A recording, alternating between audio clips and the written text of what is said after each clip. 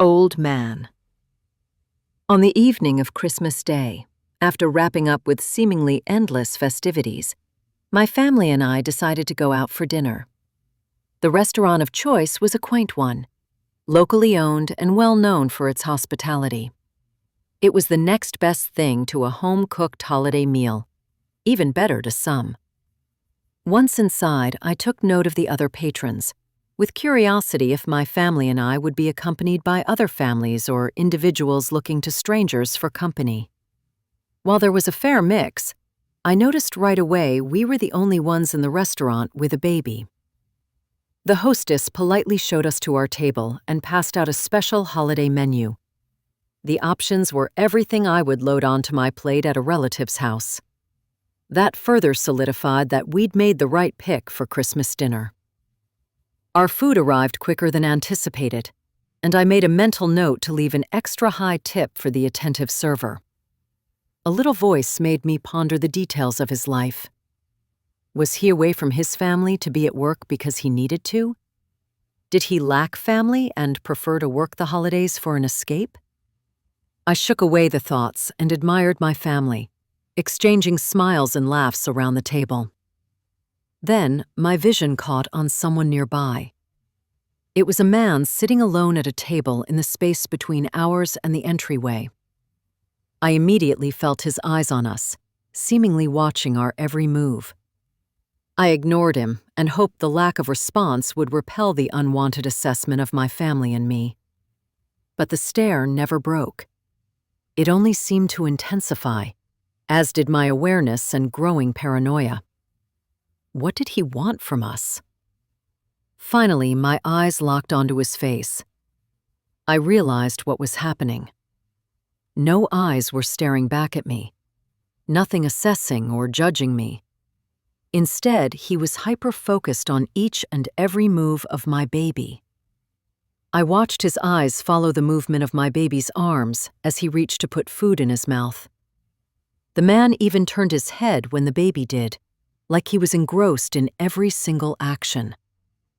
A pit rose in my stomach, and parental instincts took over. I needed to eliminate the apparent threat to my child. The man stared on, entirely oblivious to my bubbling, silent defense. I stared back at him and hoped he'd notice my attempts to give him a taste of his own medicine. I was sure he would get the hint. His appearance was disheveled. The clothes on him looked as if they'd been torn and repatched in the same areas repeatedly, and they were swallowing his brittle body. His skin and hair looked like they had a permanent layer of oil and elements of the earth stuck to them. At that moment, there was no such thing as being too harsh because of the way he watched my baby. I scowled harder and tuned out the discussion of my family. I stared, anxiously waiting for him to take the bait so I could confront him. Yet it didn't happen. Slowly, once I'd accepted, he wouldn't budge, and I began to get much more nervous. He was unashamed to be watching my family so intently.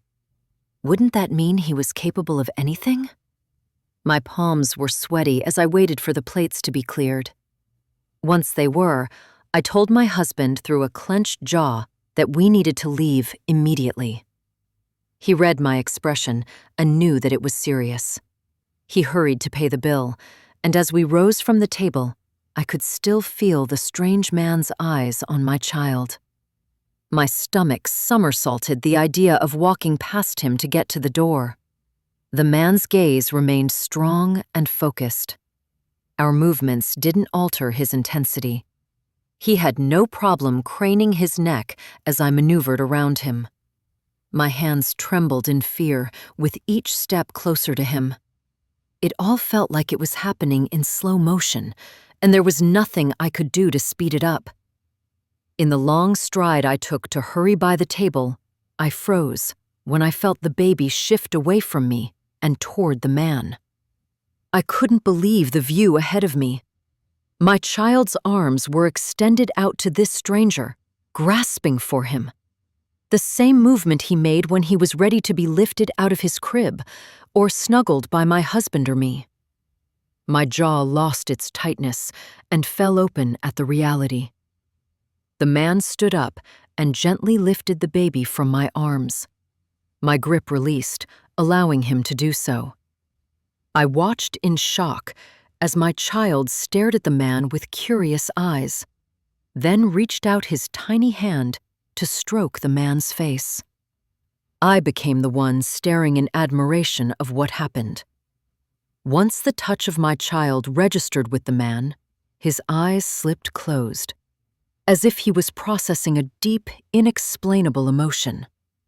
All of my judgment and anger morphed into empathy and adoration. When his eyes opened again, tears spilled from his lower lids and stained his cheek, where my baby's tender fingers had just touched. "Thank you, madam." His voice was timid, the opposite of how I'd fathomed it would be, which was harsh and rugged, perhaps even slightly strained. "You've given me the best Christmas present I have ever had." Tears escaped from my eyes as freely as his did.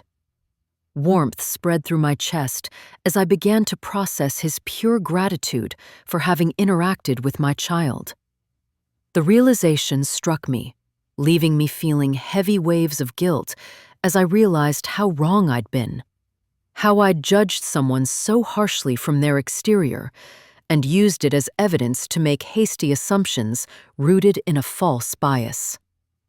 I had seen a horrible man. My baby had seen a kind and gentle soul.